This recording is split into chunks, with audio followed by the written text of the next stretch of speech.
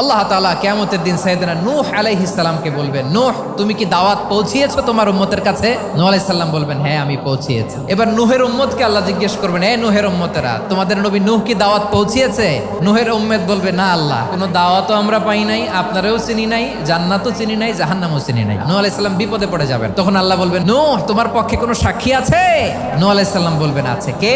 উম্মতে মুহাম্মাদি। তখন আমরা বলবো, আল্লাহর নবী নূহ আলাইহিস সালাম তিনি আপনি যা যা বলেছেন ঠিক তা তার উম্মতের কাছে পৌঁছে দিয়েছে। এবার নূহের উম্মতের সাথে আমাদের ঝগড়া লাগবে। তারা বলবে, তোমরা আসছো আমাদের হাজার হাজার বছর পরে, তোমরা কি করে জানলা? তোমাদের সাক্ষী ধর্তব্য হবে না? আমরা তখন বলবো, আমাদের কোরআনে তোমাদের নবীর নামে আল্লাহ তাআলা একটা সূরা নাজিল করেছেন, সূরাতে নূহ। দিন রাত এক করে তোমাদের কাছে তিনি দাওয়াত পৌঁছেছেন, সব আমরা জানি। আমরা যখন বলবো এই কথা, নূহের উম্মত চুপসে যাবে। তখন আমরা সত্য বলেছি কিনা এটা আল্লাহ তাআলা জানতে চাইবে বিশ্বনবীর কাছে। তখন বিশ্বনবী আমাদের পক্ষে সাক্ষী দিবেন। আওয়াজ করে বলেন আল্লাহু আকবার।